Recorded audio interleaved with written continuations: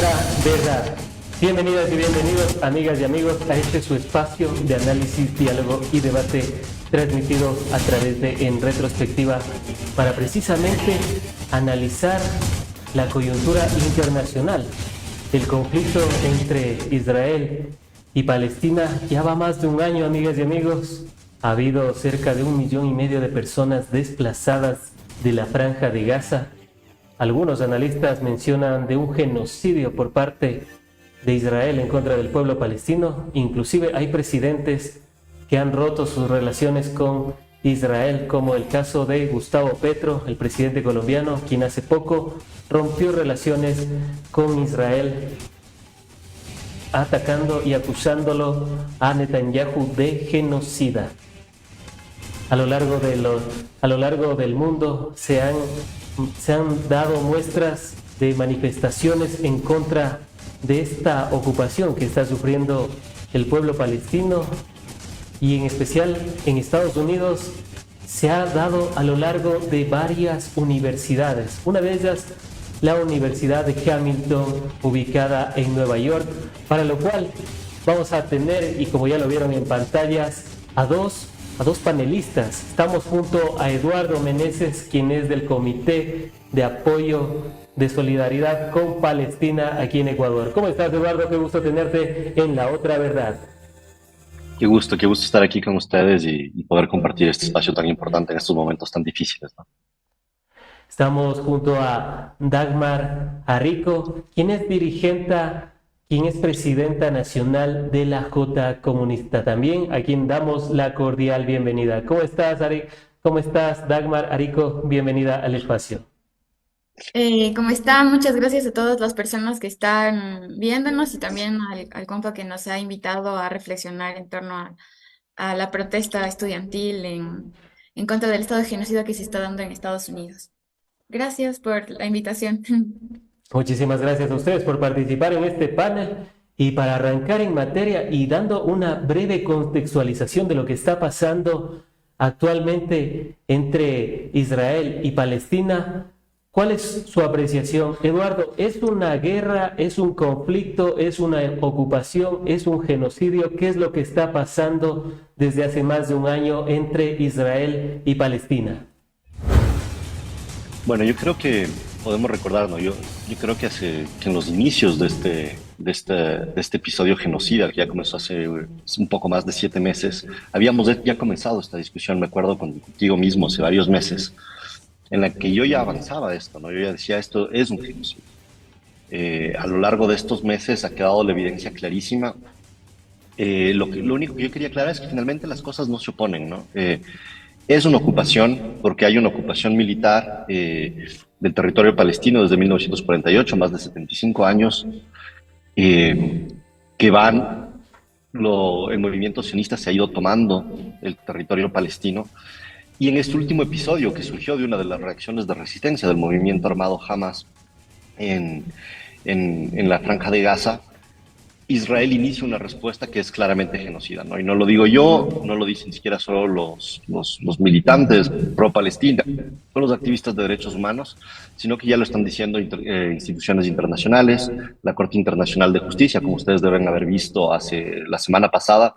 Comenzaron a haber muchas presiones, tanto estadounidenses como desde el lado del gobierno israelí y de algunos aliados europeos, en contra de la Corte Internacional de Justicia para evitar que se haga un mandato de arresto internacional contra Netanyahu, el primer ministro israelí, y algunos de los miembros del gobierno, por claras evidencias de que están cometiendo un genocidio, ¿no? Nosotros tenemos que ya hace Eduardo, varias semanas...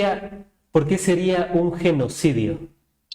Claro, mira, un genocidio puede tener varios ejes, ¿no? El primero tiene que ver con claramente la organización estructurada de la masacre de una población civil en el marco de una limpieza étnica, ¿no? Entonces, nosotros vemos en esta en este proceso de 7 meses, que han habido ya más de 40.000 muertos. Seguramente la cifra es mayor, porque tenemos alrededor de 10.000 personas que han desaparecido bajo los escombros, puesto que Gaza está en su gran mayoría destruida y que hay muchos cadáveres bajo los escombros. Entonces, la cifra exacta es difícil de estimar, pero se estima que son al menos 40.000 y seguramente son más, de los cuales tenemos 15.000 niños y niñas que han sido asesinados de forma totalmente sistemática por el ejército de Israel. Y ahí hay varios elementos que muestran que esto es un proceso decidido y sistemático. Uno de ellos, por ejemplo, es algunas de las fuentes internas mismo del ejército israelí que han denunciado y han hecho transparente el hecho de que eh, se han tolerado, entre comillas, bajas civiles para atacar a militantes de Hamas. Entonces, ¿cuál es esta proporcionalidad? Por ejemplo, tú tienes que para cualquier militante de Hamas, por más de que se haya unido a Hamas hace una semana, Israel consideraba que era tolerable que se maten de entre 10 y 20 personas para matar a un militante de Hamas. Entonces, si está un militante de Hamas en un restaurante, lanzan una bomba y matan a 30 personas y matan a un militante de Hamas, consideraban que eso era tolerable. Si es que es un alto dirigente de Hamas, tenían la cifra de 100 víctimas civiles tolerables para el ejército israelí en caso de querer matar a un alto dirigente de Hamas. Esto es claramente una estructuración de asesinato totalmente sistemático de la población civil. Esto, no, de nuevo, no lo digo yo, es una entrevista en un periódico israelí de un militar, un alto mando del ejército israelí, que mostraba cómo funciona la inteligencia artificial, que es la que da actualmente los mecanismos de órdenes de matar en Israel. Tú tienes Israel tiene en la franja de Gaza totalmente rodeada de cámaras, de drones, es una prisión a cielo abierto en realidad. Para la gente que nos escucha, imagínense que es más o menos el tamaño de el distrito metropolitano de Quito, y totalmente rodeado de un muro de 9 metros y sobrevolando todo el tiempo por drones, por cámaras, por satélites. Está totalmente vigilada la población de Gaza. Entonces, este asesinato de más de 40.000 personas, de la gran mayoría, se estima que más del 90% son civiles y más del 70-75% son mujeres, niños, es claramente un asesinato sistemático de una población civil en marco de una limpieza étnica que lleva más de 75 años. Por esto, claramente estamos frente a un acto genocida que además se complementa de desplazamientos forzados, que también son crímenes de guerra y de muchos otros actos, como por ejemplo crear en este momento una crisis humanitaria, no dejando entrar suministros de medicina, no dejando entrar alimento, la gente en Gaza se está muriendo de hambre y la destrucción de hospitales y toda la infraestructura básica de la franja de Gaza ha sido otro de los blancos sistemáticos del Estado israelí. Entonces, todo esto son claros hechos de un genocidio, están siendo investigados por la Corte Penal Internacional, que ya hizo un primer aviso a Netanyahu de que tenía que parar todo acto que pueda ser considerado genocidio. Sin embargo, Netanyahu no ha hecho nada más que acelerar y esta semana están ya atacando el último refugio que quedaba de refugiados en la franja de Gaza, que es la ciudad de Rafah al sur, en la frontera con Egipto. Con este breve contexto y para adentrarnos en lo que serían las manifestaciones en apoyo pro-Palestina, Dagmar, coméntame qué es lo que pasó en la Universidad de Columbia con los estudiantes, qué es lo que pasó en este edificio Hamilton. Conocemos que es histórico, qué hay detrás de esta ocupación por parte de los estudiantes universitarios en la Universidad de Columbia, en el edificio Hamilton. Bien, desde el 29 de abril más o menos, bueno, se ha llevado, bueno, un poquito antes, movilizaciones en solidaridad con el pueblo palestino y denunciando el genocidio.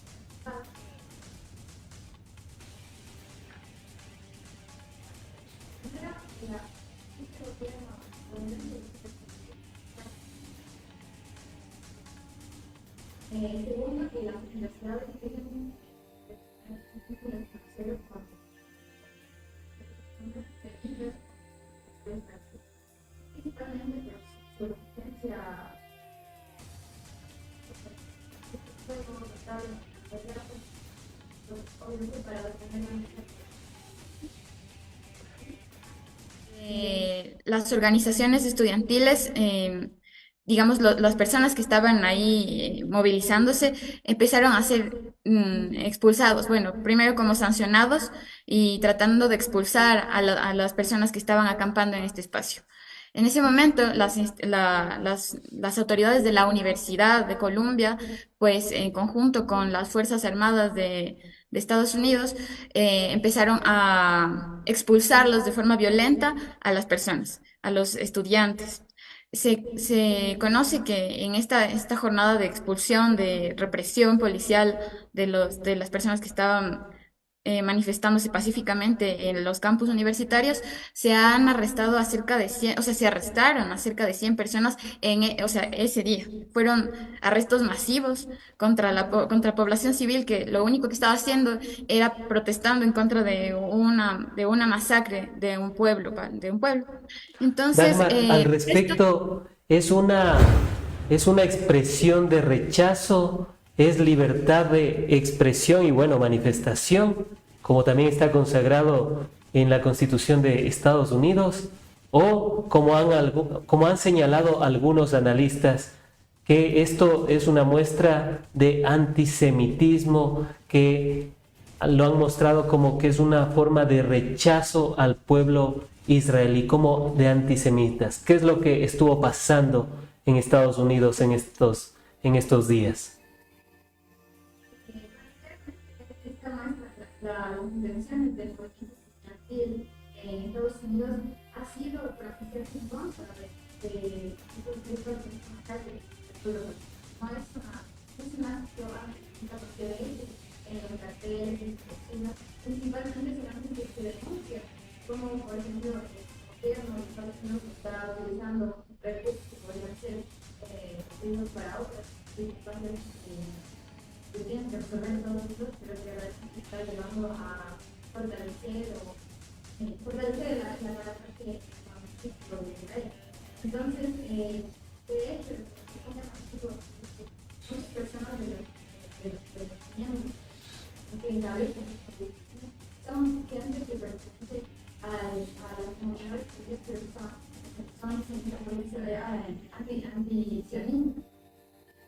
Porque sabemos que el sionismo es una expresión nacionalista que trata de ocupar un territorio que no le pertenece y que realmente pues general lo que está tratando de hacer es destruir la historia de un pueblo para ocupar esos territorios con objetivos específicamente militares y de control de un espacio territorial en Medio Oriente. Entonces, lo que nosotros estamos viendo que más que estas movilizaciones, más allá de estos tres objetivos claros que ya habían denunciado, vemos que estas reivindicaciones tienen que ver con una larga historia de reconocer que el pueblo estadounidense es un pueblo que está consciente de que sus gobiernos están atacando, están generando violaciones a los derechos humanos. Y ellos, o sea, el pueblo estadounidense está pronunciándose en contra de este papel histórico que Estados Unidos ha cumplido digamos, en el mundo, ¿no? De crear guerras, generar represión, masacres y saqueos en todos, digamos, los espacios del territorio del sur global. Entonces, para nosotros, esta es una expresión específicamente del pueblo estadounidense en contra de las políticas institucionales, históricas del gobierno, no solo del gobierno, sino del sistema en el que maneja Estados Unidos la hegemonía o trata cómo utiliza los mecanismos de control para, digamos, someter a los pueblos, ¿no? Eduardo, en torno a lo que se está viviendo, ¿cuál es la afectación que hay actualmente? ¿Se conoce la cifra? Sabemos que en Gaza había hasta hace 2 años cerca de más de 2 millones de habitantes, efectivamente en un lugar muy reducido, en un lugar que se había considerado como el de mayor concentración, la mayor densidad poblacional en un territorio tan pequeño del mundo. ¿Cuál es la afectación actualmente? ¿Cuántos desplazados hay? ¿Cuánto sería el daño ya los 40,000 fallecidos que nos has manifestado? ¿Cuántos serían civiles? Bueno, mira, en temas de, de- de asesinatos, ¿no? Como decía hace un momento, se estima que más del 90% de las personas que han sido asesinadas por este acto genocida son civiles. Pero las víctimas en realidad son todos. O sea, toda la población de Gaza, el más de 1,5 millones de personas que viven en Gaza, han sido ya desplazadas. Tú tienes una estrategia israelí que en realidad es una estrategia ligada a una historia de limpieza étnica. Cuando tú ves cómo funciona actualmente este genocidio, vemos 7 meses en que Israel lanza panfletos en territorios de Gaza, ¿no? Lanza panfletos diciendo huyan a tal o tal región. Al inicio era que la gente huya desde el norte de Gaza hacia el sur de Gaza, porque vamos a bombardear esto, diciendo que supuestamente van a buscar a los militantes de Hamas. En En realidad, la búsqueda de los militantes de Hamas, Israel ha manifestado que ha bombardeado, por ejemplo, escuelas, ha bombardeado hospitales, porque al interior de estos lugares se habían escondido o habían encontrado túneles de Hamas. ¿Qué decir al respecto? mira, esto es claramente, hay una propaganda de guerra detrás de esto, ¿no? Tú ves en los primeros días, cuando hubo todo este apoyo unánime, mediático, que sigue siendo fuerte, pero que ya muestra sus brechas, ¿no? Después de 7 meses de tanta evidencia de genocidio. En los primeros días, la gente creía, ¿no? Creía estas historias de que supuestamente debajo de hospitales estaban escondidos los militares de Hamas. Pero poco a poco comienzan a salir ya los reportajes más independientes, periodistas que están buscando la verdad, y en realidad no hay tal túnel, no hay esos túneles, y al contrario, lo que se va encontrando es masacres como la de Al-Shifa, que seguramente en la investigación del genocidio que se llevará a cabo y que por mala suerte toma mucho tiempo estas investigaciones, ¿no? O sea, la Corte Penal de Justicia tomará seguramente años para la investigación exhaustiva de todos los actos genocidas que se han dado en la Franja de Gaza, pero seguramente lo que se ha encontrado estas últimas semanas en el hospital de Al-Shifa, que era el hospital principal que quedaba en Gaza funcionando y que fue atacado por las fuerzas israelíes y tomado por las fuerzas israelíes hace unas semanas, lo que se han encontrado, ¿qué son? Son fosas comunes con cuerpos de bebés sacados de incubadoras, quemados vivos. Es terrible tener que decir esto y siento mucho por la gente que nos escucha, ¿no? Porque estas imágenes son terribles, no deberían suceder, pero es la verdad y es necesario hablarlo, ¿no?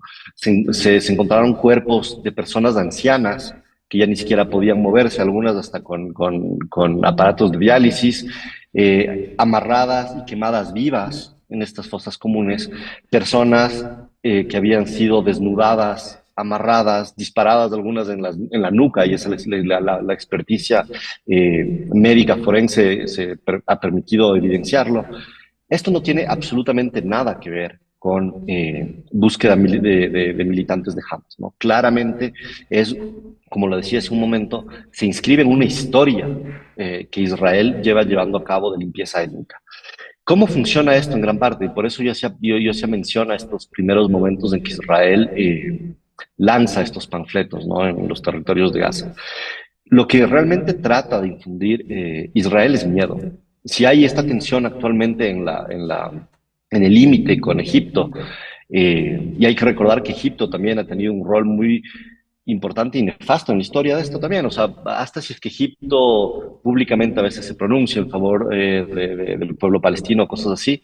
Egipto fue uno de los países que nunca intervino ni siquiera en las épocas más álgidas de este conflicto. Solo intervino cuando ya terminó siendo muy peligroso para su propia soberanía. Egipto nunca recibió refugiados palestinos en su territorio. Pueden haber una narrativa que dice no queremos servir de territorio para que expulsen a los palestinos, pero en realidad Egipto se ha cuidado muchísimo de eso por otras razones políticas, ¿no? Ellos tienen mucho miedo de que dentro del territorio egipcio se sigan desarrollando ciertas dinámicas de resistencia popular que obviamente inspiran a otras partes del pueblo a demandar derechos y soberanía. Eh, Egipto ha cerrado los bordes limítrofes que tiene con la Franja de Gaza, y entonces la población de Gaza lo que tiene es, está permanentemente bombardeada con sonidos de bombas, con sonidos de drones. No sé si ustedes vieron estas noticias terribles de estas estrategias que está llevando a cabo Israel de en la noche tener drones que imitan sonidos de bebés o de personas heridas para que la gente se acerque a ver qué hay y al acercarse a la gente les disparan. Todos estos métodos de asesinato sistemático lo que intentan es infundir terror. ¿Para qué? Para que la gente se vaya del territorio palestino, ¿no? Es muy loco. Yo veía unas Antes de imágenes profundizar, después de que...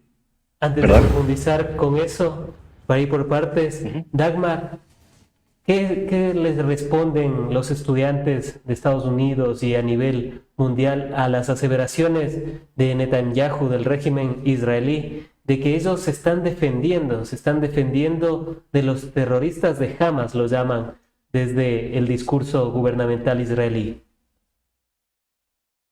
Bueno, principalmente los estudiantes de Columbia, bueno, los estudiantes universitarios de Estados Unidos están generando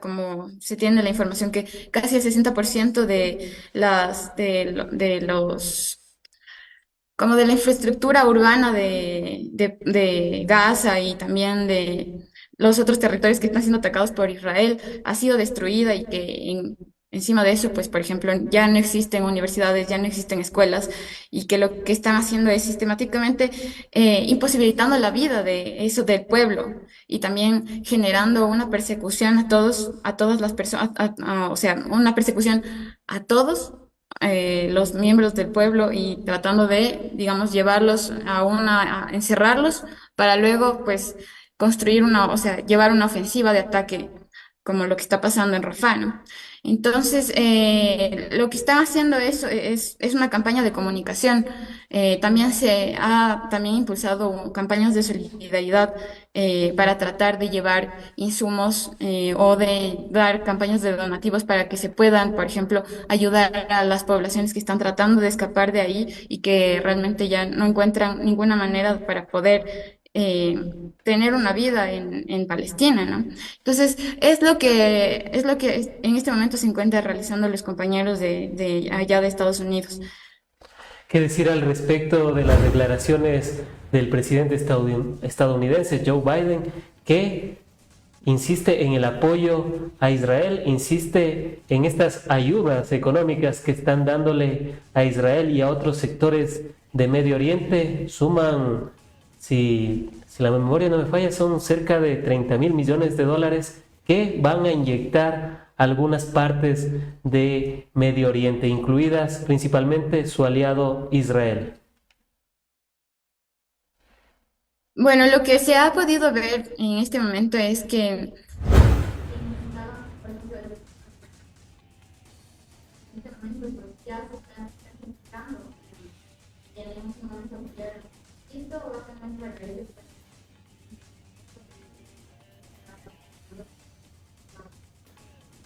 y lo que se ha visto es que el apoyo y también la credibilidad de la clase, digamos, gobernante, tanto de los demócratas y de los republicanos, pero de los demócratas ahora, porque Joe Biden es demócrata, es pues demandar que que paren de este genocidio y en general, pues esta credibilidad tanto a los demócratas como a los republicanos se está poniéndose en cuestión y por eso ahora mismo se está viendo cómo se están fortaleciendo los movimientos de resistencia.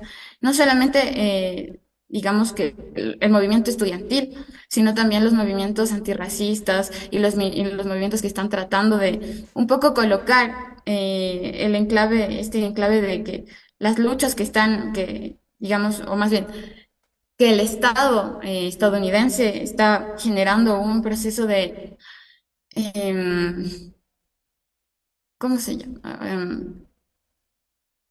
Bueno, que en general lo que está pasando es que el Estado, o bueno, más bien el gobierno republicano, el gobierno demócrata, lo único que está haciendo es fortaleciendo la guerra y como no atendiendo los elementos fundamentales que faltan en Estados Unidos.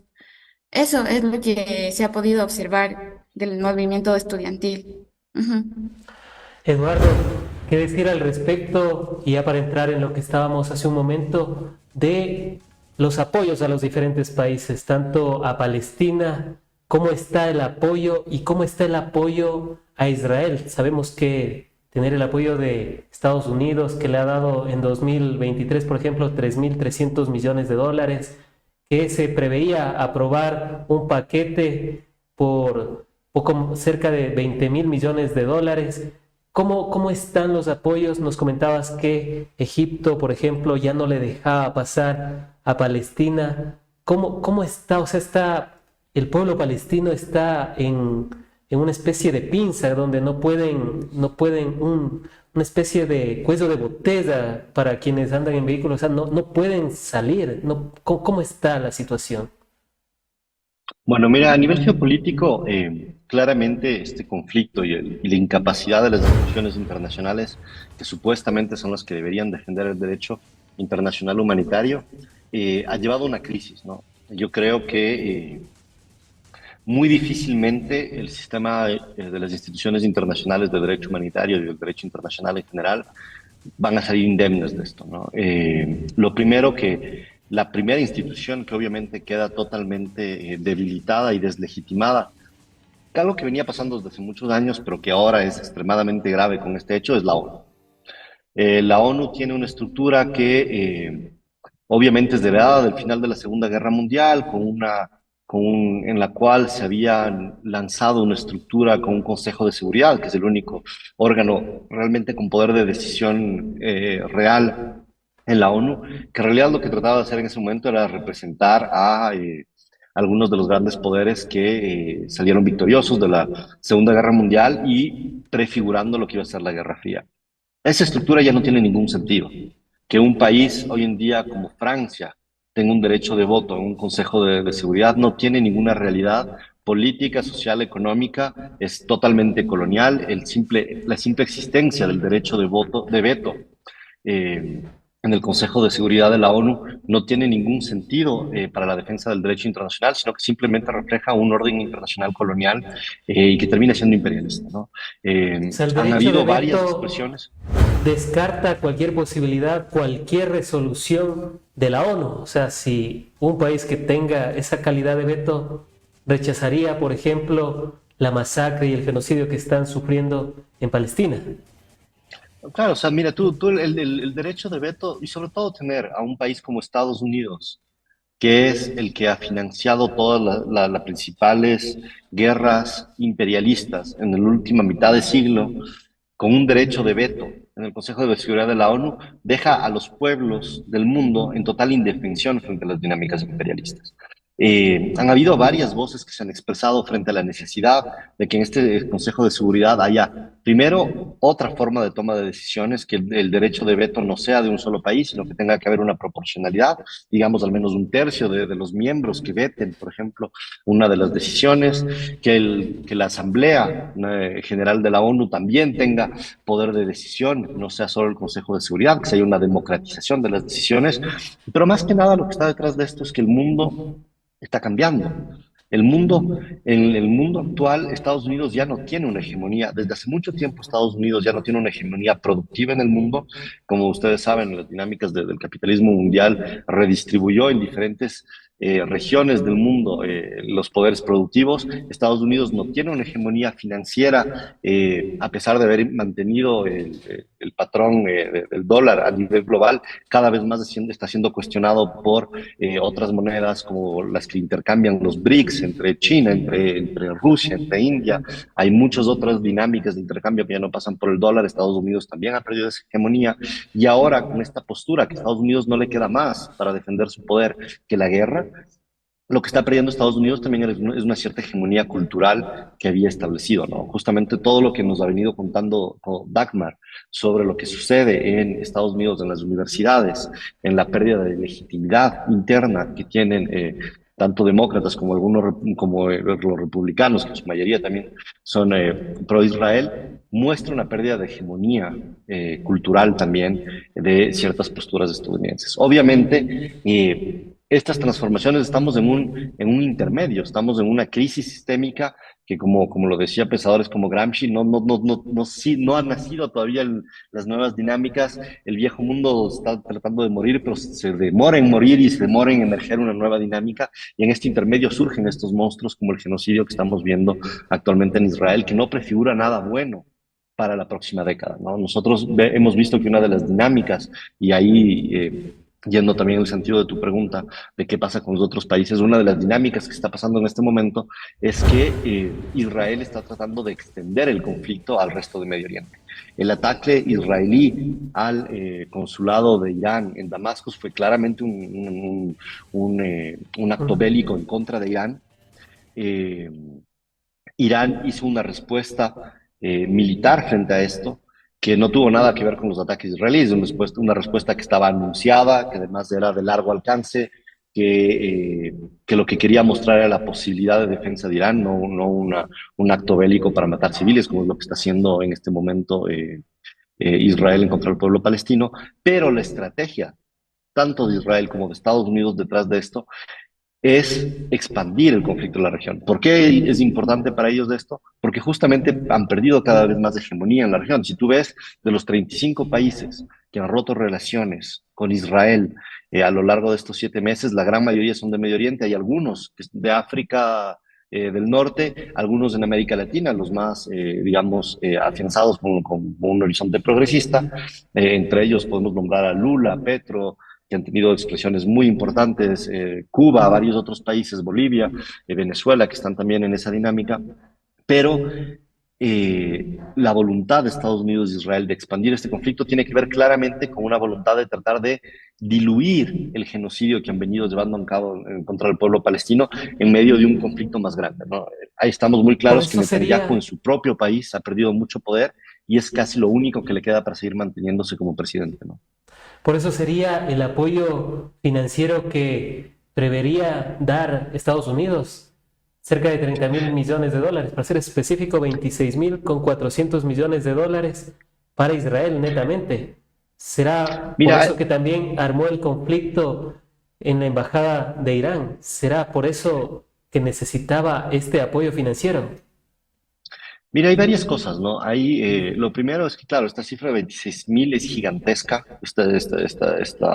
este financiamiento directo que está dando Estados Unidos a Israel, pero hay que recordar que en realidad, más allá de lo que se ha hecho público como financiamiento, Estados Unidos está utilizando todos los mecanismos internos que tiene para enviar armas a Israel o otro tipo de financiamientos que pasan por debajo del radar de los congresistas norteamericanos, ¿no? Tú tienes posibilidades de Estados Unidos de mandar bajo ciertos mecanismos totalmente legales en Estados Unidos, pero que son totalmente opacos para el control tanto de la población civil como de los congresistas norteamericanos, mandar armas todas las semanas que no son en gran cantidad y que no caen bajo la necesidad de ser aprobados por el Congreso norteamericano. Y Estados Unidos ha seguido, además de esos 26.000 millones de los que tú hablas, ha estado mandando bombas, financiamiento y armamento militar todas las semanas desde el inicio de este conflicto. La razón de esto, y esto tiene una larga historia, desde el inicio de la ocupación israelí en los territorios palestinos, Estados Unidos siempre ha estado apoyando esta ocupación, y si tú ves expresiones como la del presidente Joe Biden en los años 80, yo siempre recuerdo esto, cuando él era congresista en Estados Unidos, en el Congreso norteamericano, y estaba defendiendo una de estas ayudas financieras hacia Israel en los años 80, estoy hablando antes de que él sea presidente, él lo dijo claramente. Él decía, lo que nosotros estamos mandando allá no es una ayuda, es una inversión. Y él decía, porque Israel es el mejor aliado que nosotros tenemos en la región de Medio Oriente, y si Israel no existiera, tendríamos que crearlo. Lo que está detrás de esto es el control de una Israel zona es el que le geopolítica. termina filtrando muchas veces la información a Estados Unidos.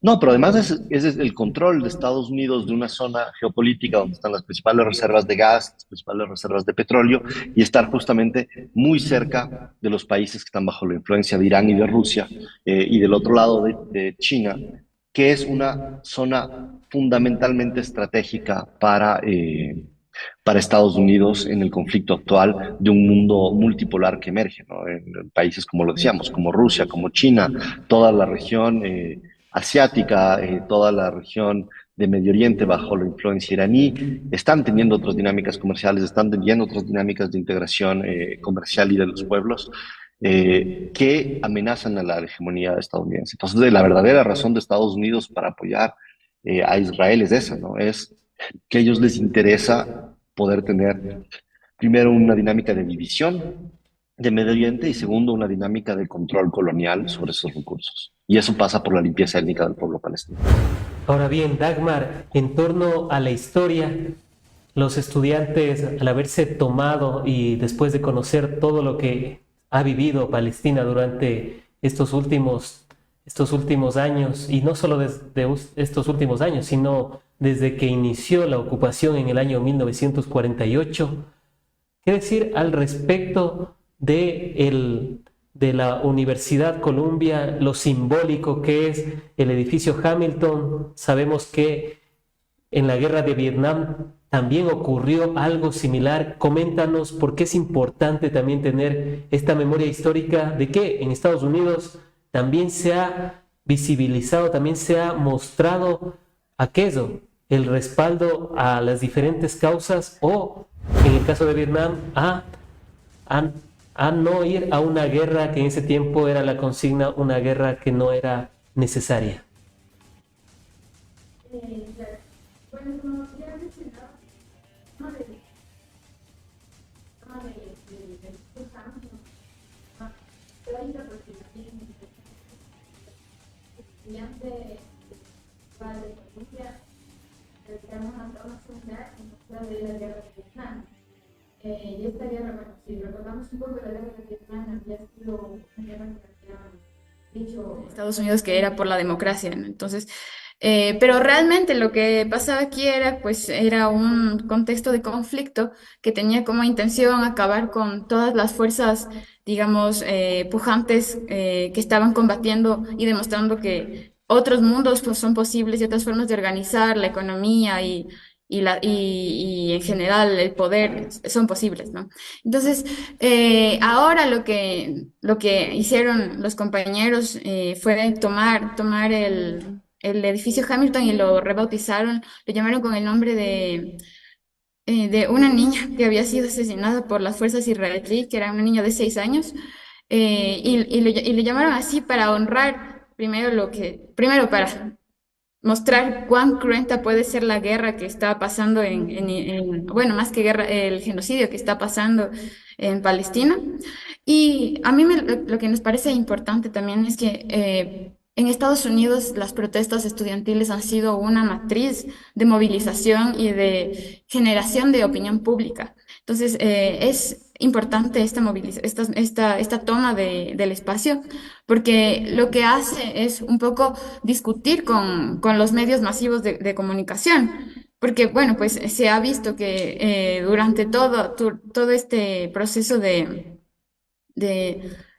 em, de sacrificio de humanos en Palestina, lo que ha hecho los medios de comunicación es tratar de estigmatizar como si es que fuese una guerra, como si estuviesen enfrentándose a terroristas, cuando realmente lo que está pasando es que están sacrificando niños, mujeres, y que no les importa ni siquiera las convenciones internacionales o los protocolos de cuidado de la vida que existen, ¿no? Entonces, para nosotros es importante, tanto por la historia, porque están retomando una forma de lucha que es particular de Estados Unidos, que es la movilización de los estudiantes y la generación de opinión pública de estos, que pueden lograr los estudiantes.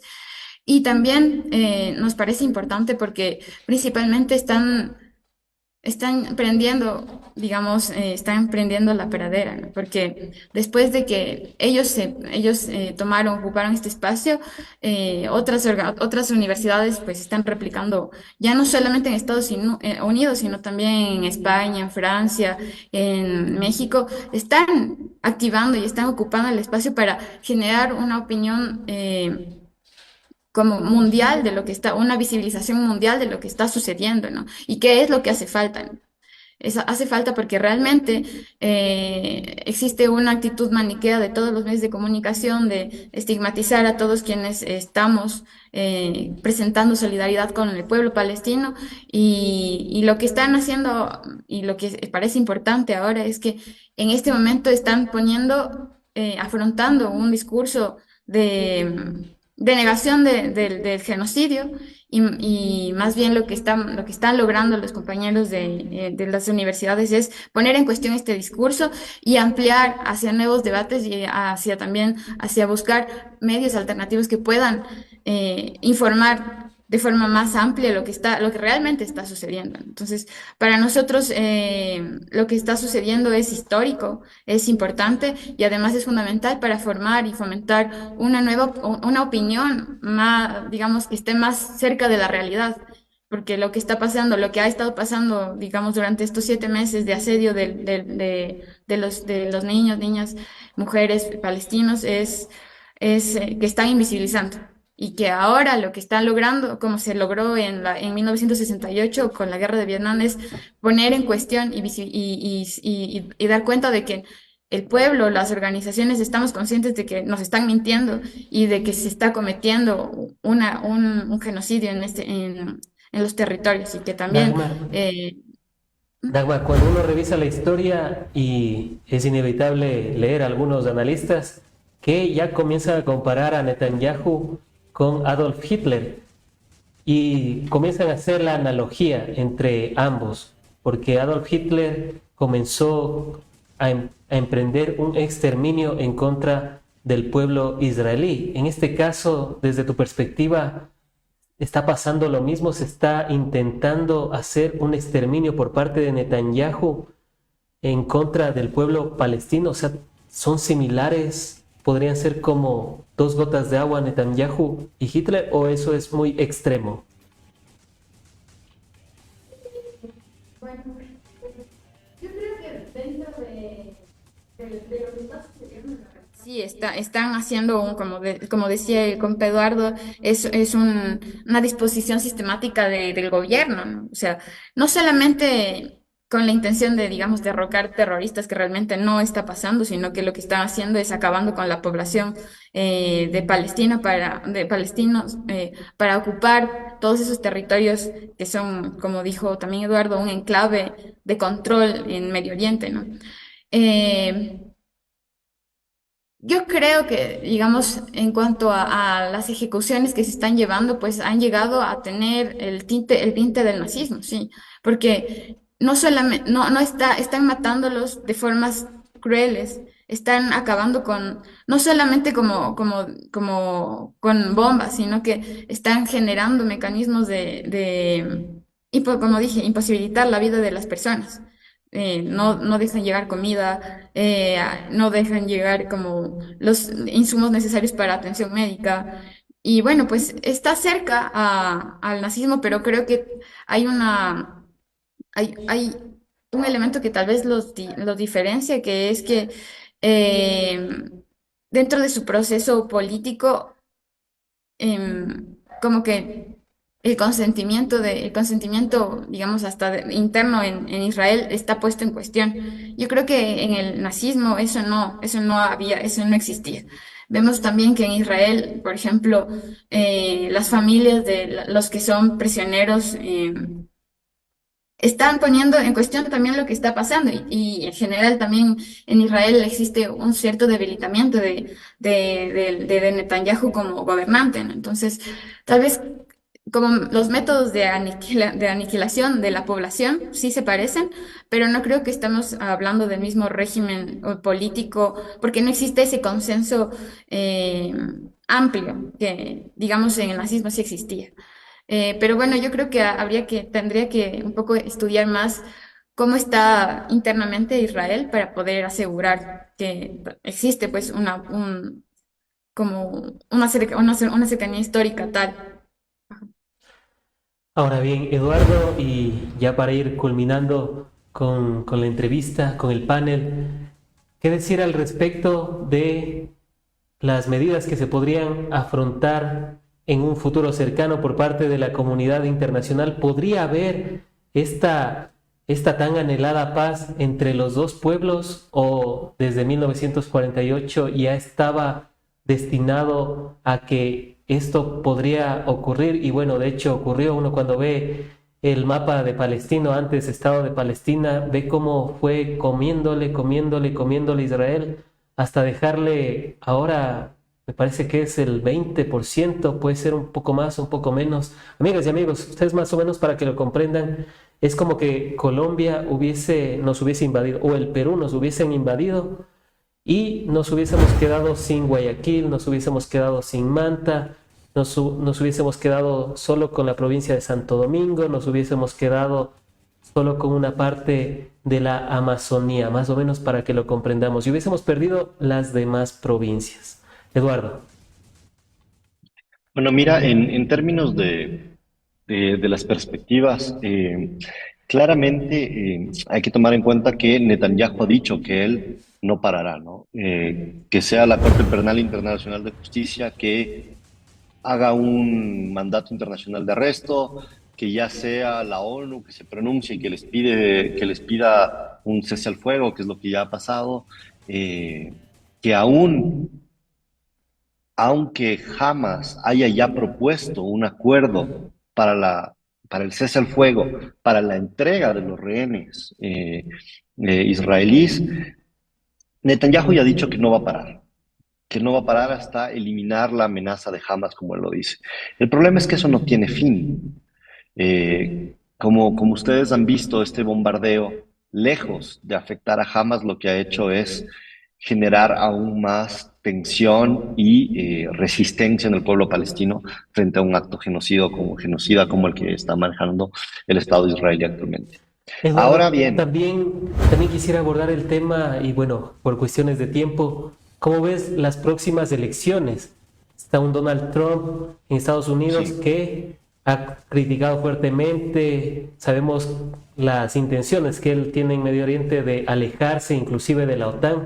¿Cómo ves el panorama entre Biden y Trump en este caso? ¿Podría ser quizás Trump esa salida a los conflictos que se dan en Medio Oriente o no cambiaría para nada la situación?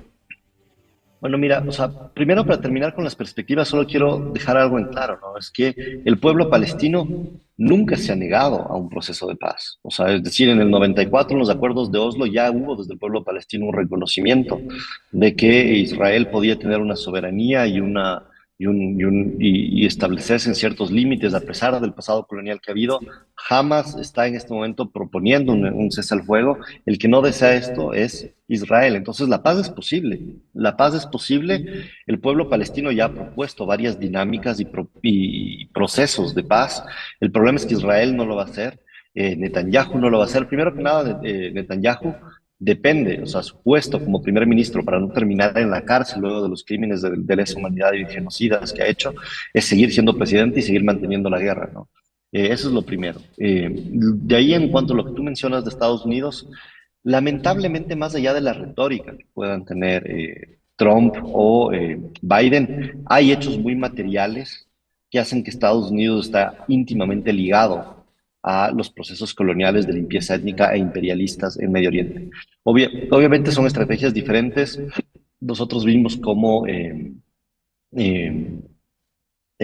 hubo una dinámica de retirada de ciertos países, en Afganistán, por ejemplo, de Trump, pero detrás de esto, la diplomacia estadounidense nunca dejó de tener alcances imperialistas en Medio Oriente. Tal vez lo que Trump hizo fue retirar tropas para volver para traer de vuelta soldados norteamericanos por temas de costos, por temas de precios, pero la diplomacia y la forma en que Estados Unidos ha empujado a países de entrar en estas tensiones, vemos el caso de Ucrania con Rusia, que es uno de los casos más paradigmáticos de esto, muestra claramente que ya sea Trump o Biden, hasta si es que ellos tienen enfoques diferentes en cómo lo hacen. Obviamente Biden lo ha hecho de una forma mucho más directa y Trump tiene una retórica un poco diferente. Esto no va a resolver el hecho material de la dinámica histórica imperialista en la cual Estados Unidos depende de esos recursos, en la cual Estados Unidos se está enfrentando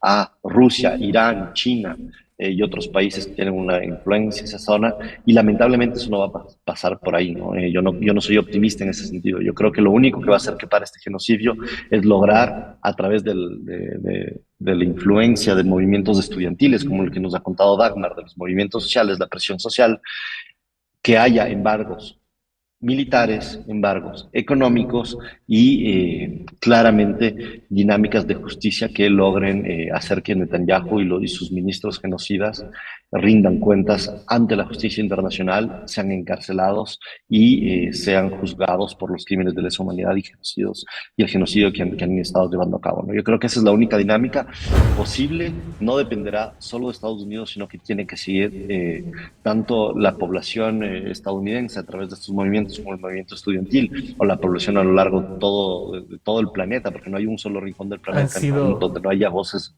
expresándose, que siguen haciendo presión, ¿no? Es la única dinámica posible. han sido las apreciaciones de Eduardo Meneses, a quien agradezco por haber estado en La Otra Verdad, transmitido por supuesto a través de En Retrospectiva. Quedamos en un momento para profundizar también sobre ese tema Biden versus Donald Trump. Dagmar, para finalizar, un último comentario a quienes nos ven a través de sus teléfonos inteligentes, tablets y demás recursos tecnológicos. Bueno, compañeros, yo quería comentar que las acciones que están realizando a nivel, digamos, de Estados Unidos también se está replicando en todos los espacios y aquí en Ecuador también la Juventud Comunista y bueno, también el Comité de Solidaridad de Ecuador con Palestina, estamos realizando diferentes actividades y bueno, pues quería invitarles a que participen. El día de mañana en Guayaquil vamos a realizar una jornada de agitación, de prensa y propaganda para concientizar pues sobre lo que está pasando en Palestina.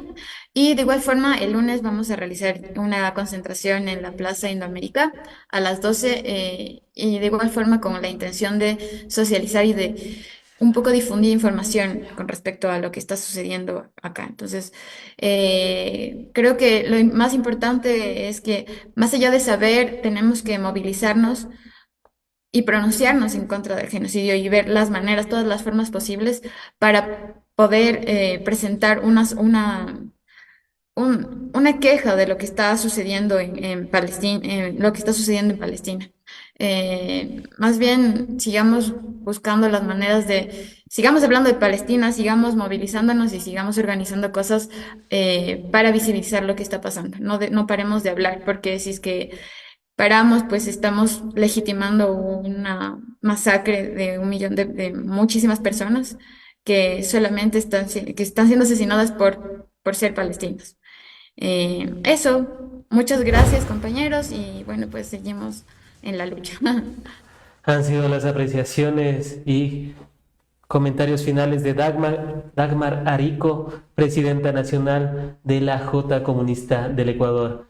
Eduardo y Dagmar, les agradezco nuevamente por haber estado en el espacio, seguros de contar con su participación en futuros análisis y programas.